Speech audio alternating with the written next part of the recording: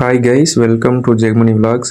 இன்றைக்கி நம்ம குட்டி பையனுக்கு நடவண்டி வாங்குறதுக்காக பொள்ளாச்சிக்கு தாங்க கிளம்பிட்டோம்.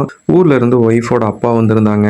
அவங்க தம்பிக்கு நடவண்டி வாங்கி கொடுக்கணும்னு சொல்லியிருந்தாங்க. அதனால் அவங்கள கூட்டிகிட்டு பொள்ளாச்சியில் இருக்க ஆர்கேஎன் டாய்ஸ்க்கு தாங்க நாங்கள் 3 பேர் கிளம்பிட்டோம். பொதுவாக டாய்ஸ் வாங்குறதுனாவே நம்ம பொள்ளாச்சியில் இருக்க ஆர்கேஎன் டாய்ஸ் தாங்க நம்ம போவோம். ஏன்னா ஏகப்பட்ட வெரைட்டி ஆஃப் டாய்ஸ் இருக்கும். அதே மாதிரி ரேட்டும் ரீசனபுளாக இருக்கனால தான் நம்ம ஆர்கேஎன் டாய்ஸை சூஸ் பண்ணியிருந்தோம். இன்றைக்கி நடவண்டியும் அங்கே தாங்க போய் வாங்குகிறோம். ஏன்னா நான் ஆல்ரெடி ஆர்கேஎன் டாய்ஸ் போனப்பவே இங்கே நடவண்டி பார்த்து வச்சுருந்தோம். அதனால நம்ம மாமாவை கூட்டிகிட்டு ஆர்கேஎன் டாய்ஸுக்கு போயிட்டோம். பக்கத்தில் இருக்க சந்திலேயே காரை பார்க் பண்ணிவிட்டு நானும் மாமா ஒய்ஃபு 3 பேரும் ஆர்கேஎன் டாய்ஸுக்கு போயிட்டேங்க.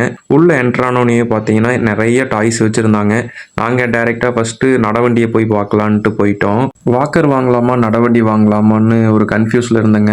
ஆனால் வாக்கர் நிறைய பேர் சஜஸ்ட் பண்ணதுனால நாங்கள் டைரெக்டாக அந்த மரத்தில் இருக்க நடவண்டி தான் நாங்கள் வாங்கினோம். தம்பி கொஞ்சம் நேரம் ஓட்டி பார்க்கறதுக்கு கொஞ்சம் யூஸ் பண்ணி பார்த்தோம். நல்லா தான் இருந்துச்சுங்க. டைல்ஸில் மட்டும் கொஞ்சம் வலிக்கிட்டு போகிற மாதிரி இருந்துச்சு. தம்பிக்கு நடவண்டியை சூஸ் பண்ணிட்டு வேற ஏதாவது டாய்ஸ் வாங்கலான்னு பார்த்துட்டு இருந்தோம். சின்ன சின்ன பால் வாங்கலான்னு பிளான் பண்ணியிருந்தோம். அதவே வாங்கிட்டோம். நடவண்டி 450 ரூபா சொல்லியிருந்தாங்க. நடவண்டியும் டாய்ஸும் நாங்கள் வாங்கிட்டு அங்கேருந்து கிளம்பிட்டோம். நீங்கள் பட்ஜெட்டில் ஒரு டாய்ஸ் வாங்கணும் அப்படின்னு நீங்கள் எதிர்பார்த்தீங்கன்னா கண்டிப்பாக நம்ம ஆர்கேஎன் டாய்ஸுக்கு ட்ரை பண்ணி பாருங்கள்.